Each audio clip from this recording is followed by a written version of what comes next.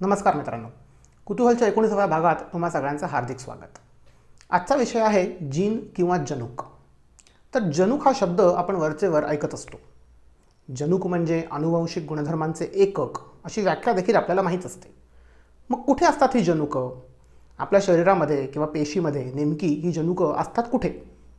आणि ही जनुक आनुवंशिक गुणधर्म एका पिढीकडून दुसऱ्या पिढीकडे कशी काय हस्तांतरित करतात? या जनुकांचा आणि DNA किंवा क्रोमोझोम यांचा काही संबंध असतो का? असे अनेक प्रश्न आपल्याला पडले असते। चला तर मग थोडं खोलात शिरून माहिती करून घेऊयात, जनुक म्हणजे काय। सर्वप्रथम माझी ओळख करून देतो। मी विहंग घळसासी। मी जर्मनीतल्या एका प्रसिद्ध विद्यापीठातून मॉलिक्युलर बायोलॉजी या विषयात PhD केली आहे आणि सध्या बेंगळुरूमधील एका नामांकित कंपनीत संशोधक म्हणून काम करतो आहे। विज्ञानातील संकल्पनांची मराठीतून आणि सोप्या भाषेतून माहिती करून देणे हा कुतूहल या चॅनलचा उद्देश आहे। तर मित्रांनो, अशा विषयांवरती जाणून घेण्यासाठी, त्याविषयी माहिती करून घेण्यासाठी कुतूहल चॅनलला सबस्क्राईब करा। आणि हो, सबस्क्राईब बटनाच्या शेजारी एक घंटीसारखा आयकॉन दिसतोय, त्यावर सुद्धा क्लिक करा। म्हणजे मी जेव्हा नवीन व्हिडिओ अपलोड करेन तेव्हा त्याचं नोटिफिकेशन तुम्हाला नक्की मिळेल। तर मित्रांनो, कुतूहलच्या मागच्या भागामध्ये आपण बघितलं की DNA म्हणजे मण्यांची एक लांबलचक माळ असते। त्यामध्ये 4 प्रकारचे मणी असतात। A, T, G आणि C असे ते 4 प्रकारचे मणी। आणि प्रत्येक प्रजातीमधला जो DNA असतो त्यातील मण्यांचा क्रम हा वेगळा असतो। म्हणजे माणूस किंवा हत्ती किंवा व्हेल किंवा मुंगी अशा प्रत्येक प्रजातीमधल्या DNAचा मण्यांचा क्रम हा वेगळा असतो। आणि हा मण्यांचा क्रम वेगळा असतो म्हणूनच त्या प्रजातीची गुणवैशिष्ट्ये वेगळी असतात। मग आता हा DNAचा मण्यांचा क्रम एखादे गुणवैशिष्ट्य कसे काय ठरवतो बरं?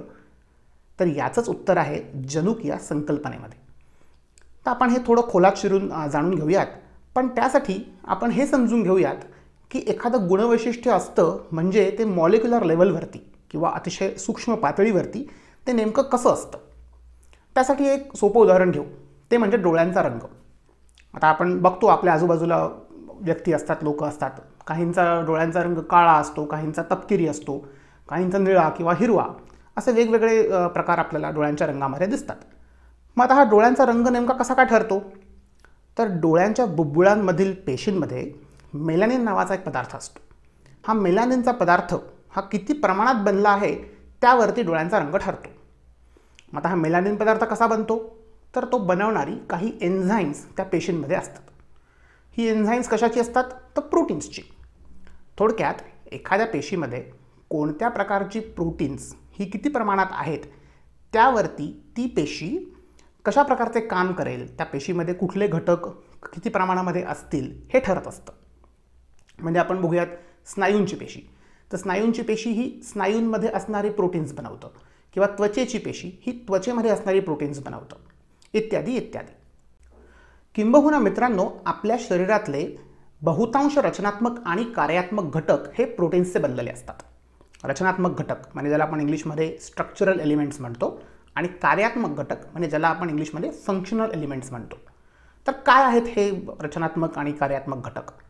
तर रचनात्मक घटकांची काही उदाहरणं म्हणजे केस, नख, त्वचा, स्नायू वगैरे। तर यापैकी केस आणि नख हे केराटिन नावाच्या प्रोटीन्सचे बनलेले असतात। तर स्नायूंमध्ये ॲक्टिन आणि मायोसिन अशा नावाची प्रोटीन्स असतात। तर त्वचेमध्ये कोलॅजिन नावाचं प्रोटीन असतं। तर थोडक्यात केराटिन, कोलॅजिन किंवा ॲक्टिन, मायोसिन ही रचनात्मक प्रोटीन्सची किंवा स्ट्रक्चरल प्रोटीन्सची काही उदाहरणं आहेत। आता बोलूयात कार्यात्मक किंवा फंक्शनल प्रोटीन्सकडे। यातला सगळ्यात महत्त्वाचा भाग किंवा यातलं सगळ्यात महत्त्वाचं उदाहरण म्हणजे एन्झाईम्स। आपल्या शरीरामध्ये असंख्य प्रकारचे एन्झाईम्स असतात आणि ही एन्झाईम्स वेगवेगळ्या प्रकारच्या जैवरासायनिक क्रिया करत असतात। सगळ्यात सोपं उदाहरण म्हणजे आपल्या लाळेमध्ये आढळणारं अमायलेज नावाचं एन्झाईम। आपण हे बघतो की आपण भात किंवा ब्रेड वगैरे असा एखादा पिष्टमय पदार्थ जेव्हा खातो तेव्हा चावता चावता तो तोंडामध्ये विरघळायला लागतो। त्याचं कारण काय की आपल्या लाळेमध्ये हे जे अमायलेज नावाचं एन्झाईम असतं ते त्या पिष्टमय पदार्थाचं विघटन लगेच सुरू करतं, आणि म्हणूनच आपल्याला तो खाताना तो पदार्थ तोंडामध्ये हळूहळू मऊ होतानाचा किंवा विरघळत असल्याचा अनुभव येतो। अजून एक कार्यात्मक प्रोटीनचं उदाहरण म्हणजे रक्तातल्या लाल पेशींमध्ये असणारं हिमोग्लोबिन। हिमोग्लोबिनसुद्धा आपल्याला माहिती आहे, आपण ऐकत असतो वारंवार हिमोग्लोबिन हा शब्द। ह्या हिमोग्लोबिनचं काम काय? तर ऑक्सिजनचं वहन करणं। त्यानंतर अजून एक उदाहरण जे आपल्याला सगळ्यांना माहिती असतं ते म्हणजे इन्सुलिन. इन्सुलिन हे आपल्या शरीरातल्या पॅन्क्रियाज नावाच्या अवयवामध्ये बनतं. हेही एक प्रोटीनच आहे आणि याचं काम काय आपल्याला माहितीच आहे, रक्तातली साखर नियंत्रणामध्ये ठेवणं. त्याहीपेक्षा अजून एक महत्त्वाचं उदाहरण जे कार्यात्मक प्रोटीन्सचं आहे ते म्हणजे अँटीबॉडीज. आता हा अँटीबॉडीचा शब्द आपण गेले 1.5 वर्ष सगळीकडे सातत्याने ऐकत आहोत. नक्कीच अँटीबॉडीज म्हणजे आपल्या रोगप्रतिकार संस्थेचा एक अतिशय महत्त्वाचा असा घटक. याविषयी मागे सुद्धा कुतूहलमध्ये मी एक सविस्तर व्हिडिओ केला होता. त्याबद्दल तुम्हाला जाणून घ्यायचं असेल तर तो आधीचा व्हिडिओ नक्की बघा. पण सांगायचा इथे मुद्दा हा की या अँटीबॉडीजसुद्धा प्रोटीन्सच असतात. तर अशा प्रकारे आपल्या शरीराची रचना किंवा शरीरामध्ये घडणाऱ्या विविध क्रिया, विविध जैवरासायनिक क्रिया या प्रोटीन्सकडून होत असतात आणि म्हणूनच प्रोटीन्सना शरीरातले अतिशय महत्त्वाचे असे रचनात्मक आणि कार्यात्मक घटक म्हणून ओळखले जाते. मग आता तुम्ही विचाराल की हे एक प्रोटीन दुसऱ्या प्रोटीनपासून वेगळं कसं काय ओळखायचं? म्हणजे अमकं प्रोटीन कोलॅजिन आहे आणि तमकं प्रोटीन अमायलेज आहे किंवा हे तिसरं प्रोटीन म्हणजे अँटीबॉडी आहे, हे कसं काय बरं तुम्ही सांगू शकता? त्याचं उत्तर आहे त्या प्रोटीनच्या रचनेत. तर आपण थोडंसं खोलात शिरून जाणून घेऊयात की प्रोटीनची रचना कशी असते.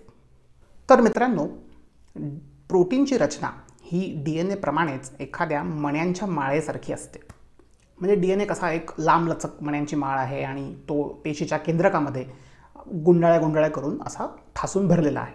हे आपण मागच्या व्हिडिओमध्ये बघितलं. पण प्रोटीन्स म्हणजे काही अशी एकच लांबलचक माळ नसते. त्या लहान लहान माळा असतात आणि ती प्रत्येक माळ अशी छोटीशी माळ ही एकमेकांभोवती गुंडाळून त्याचा एखादा गोलाकार किंवा ओबडधोबड दगडगोट्यासारखा असा आकार बनलेला असतो आणि असे असंख्य प्रोटीन्स आपल्या शरीरामध्ये असतात. पण DNA मधल्या माळेतले मणी, ज्यांना आपण न्यूक्लियोटाइड्स म्हणतो, ते 4 प्रकारचे असतात. आपण बघितलं होतं मागच्या व्हिडिओमध्ये. A, T, G आणि C असे ते 4 प्रकारचे 4 मणी असतात. पण प्रोटीनमधले मणी हे 21 प्रकारचे असतात आणि त्याच मण्यांना आपण अमायनो ॲसिड्स असं म्हणतो. ॲल्निन, हिस्टिडीन, मिथिओनिन, टायरोसिन अशी ही काही त्या अमायनो ॲसिड्सची उदाहरणं आहेत. असे 21 प्रकारचे मणी आपल्या सजीवांच्या शरीरामध्ये असतात आणि त्या 21 प्रकारच्या मण्यांचे वेगवेगळे क्रम किंवा त्याची वेगवेगळी रचना होऊनच वेगवेगळी प्रोटीन्स बनलेली असतात. तर ही अमायनो ॲसिड्स म्हणजे अतिशय लहान असे सेंद्रिय रेणू असतात आणि हे रेणू एकमेकांसोबत रासायनिक बंध निर्माण करू शकतात आणि या रासायनिक बंधालाच पेप्टाइड बॉन्ड असे म्हणतात.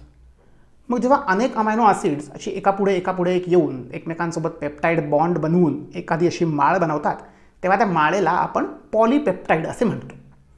मग ही पॉलीपेप्टाइडचीच माळ पुढे जाऊन एकमेकांसोबत गुंडाळली जाऊन वेगवेगळ्या प्रकारचे आकार धारण करते. मग हा आकार कधी गोलाकार असतो, कधी दंडाकृती असतो, कधी इंग्रजीतल्या वाय आकाराचा असतो, तर कधी चकतीसारखा असतो, वगैरे वगैरे वगैरे. मग आता आपला महत्त्वाचा प्रश्न हा होता की प्रोटीन A आणि प्रोटीन B हे एकमेकांपासून वेगळे कसे ओळखायचे? तर त्याचं उत्तर आहे त्यातल्या अमायनो ॲसिड्सच्या क्रमामध्ये.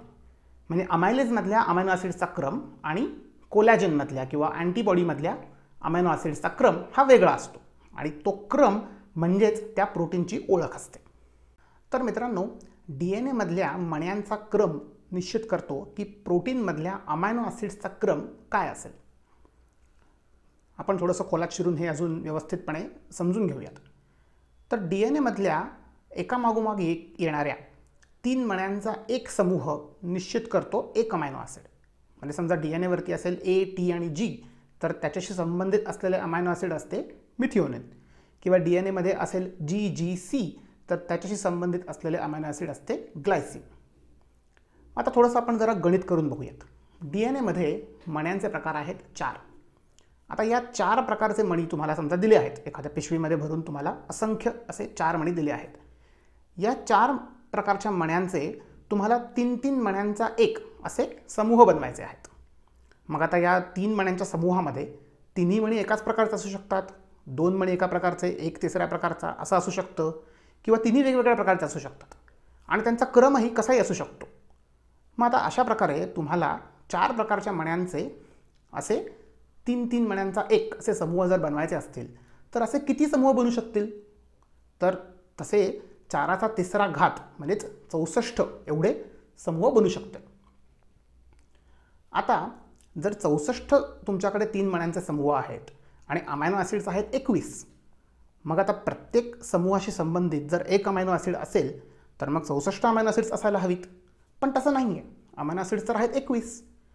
थोडक्यात 3 किंवा 4 समूह हे एका अमायनो ॲसिडशी संबंधित असतात.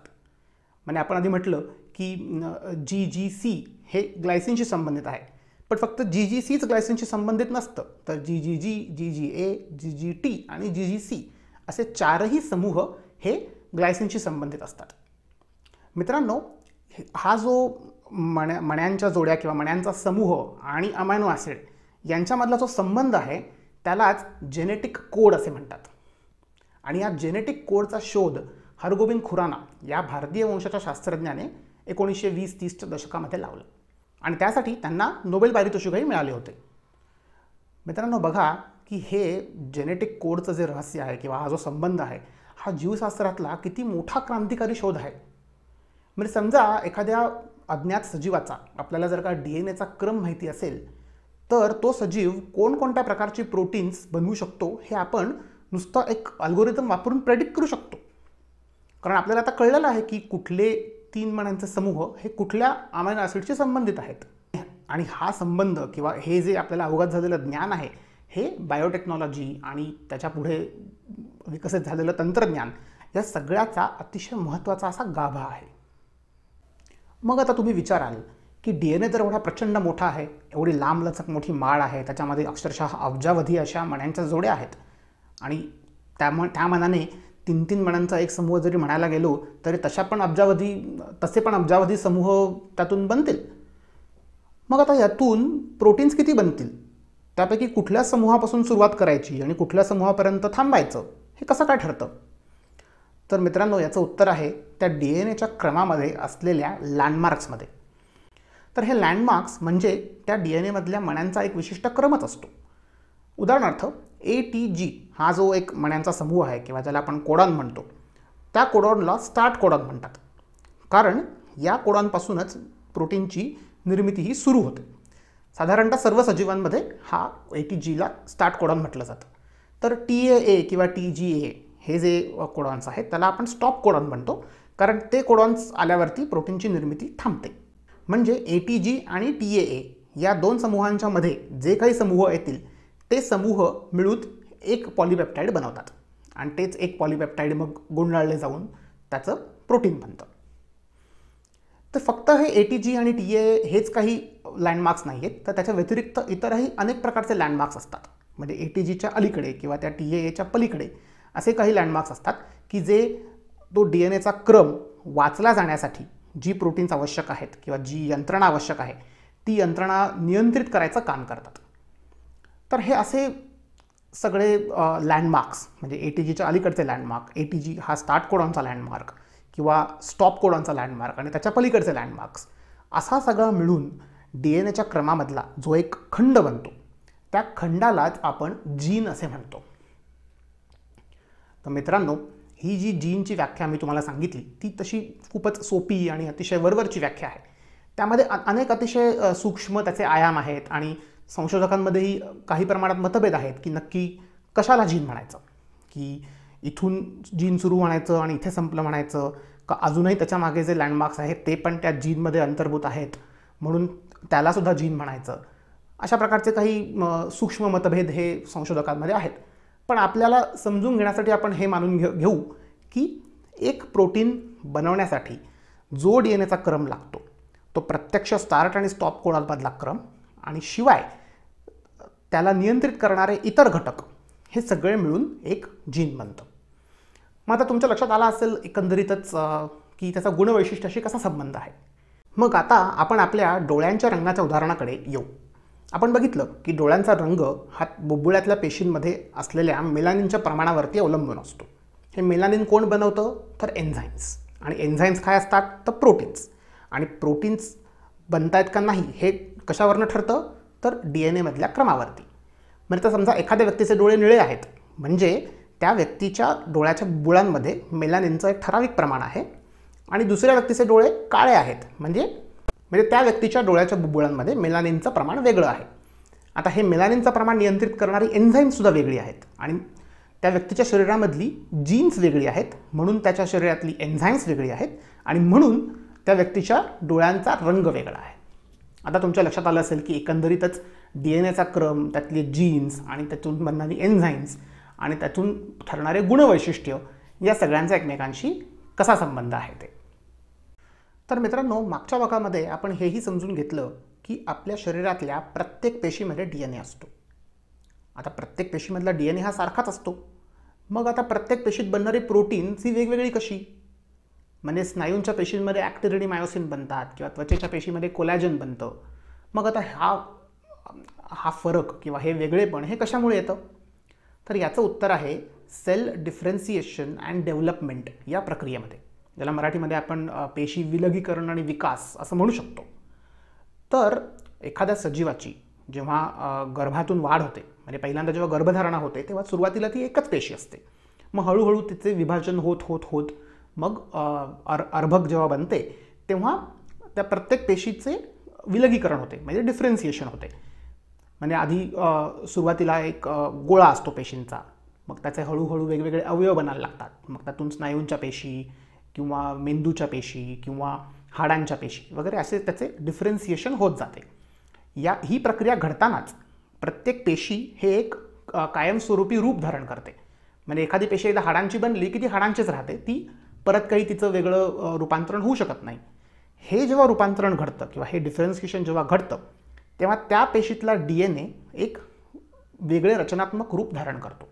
म्हणजे आता उदाहरणार्थ स्नायूच्या पेशीसाठी फक्त ॲक्टिन आणि मायोसिन ही प्रोटीन्स बनवणारे जे जीन्स आहेत ते जीन्स वाचले जाणे आवश्यक आहे. त्यासोबत इतरही काही जीन्स वाचले जाणं आवश्यक असतं, पण आपण उदाहरणापुरतं फक्त यावरती आता आपण लक्ष देऊ. म्हणजे समजा स्नायूची पेशी आहे आणि त्याच्यासाठी ॲक्टिन आणि मायोसिन ही प्रोटीन्स बनवणारी जीन्स ही वाचली जाणं आवश्यक आहे. इतर जीन्स जी हाडाचे गुणधर्म निश्चित करतात किंवा न्यूरॉन्सचे गुणधर्म निश्चित करतात, ती जीन्स काही वाचली जाणं आवश्यक नाही, कारण ती पेशी ही फक्त स्नायूची पेशी आहे. आता मग जेव्हा डिफरन्सिएशनची प्रक्रिया घडते तेव्हा ही इतर जीन्स DNAच्या ज्या भागामध्ये आहेत ते भाग हे गुंडाळले जाऊन सुप्त अवस्थेमध्ये जातात आणि जे भाग आवश्यक आहेत तेच भाग हे वाचण्यासाठी उपलब्ध असतात. अशा प्रकारे प्रत्येक पेशीत ही त्या पेशीला लागणारीच प्रोटीन्स बनवली जातात आणि इतर प्रोटीन्स बनवली जात नाहीत. मग इव्हेंच्युअली आपल्याला असं दिसतं की आपल्या शरीरामध्ये आता पँक्रियासच्या पेशी आहेत, त्या इन्सुलिन आणि इतर लागणारी प्रोटीन्स बनवत आहेत, इतर प्रोटीन्स बनवत नाही आहेत आणि म्हणूनच ती पेशी ही पँक्रियासची पेशी आहे. तुम्हाला लक्षात येतोय का फरक काय आहे? किंवा स्नायूंची पेशी ही ॲक्टिन आणि मायोसिन बनवते आणि इतर काही प्रोटीन्स बनवते, पण हाडांना लागणारी प्रोटीन्स बनवत नाही आहे, म्हणून ती स्नायूंची पेशी आहे आणि हाडांची पेशी नाही आहे. तर मित्रांनो, अशा प्रकारे आपल्या शरीरामध्ये वेगवेगळ्या प्रकारच्या पेशी या वेगवेगळ्या प्रकारचे प्रोटीन्स बनवतात आणि त्यांच्या एकत्रित कामामधूनच आपल्या शरीराचे सगळे कार्य हे घडत असते.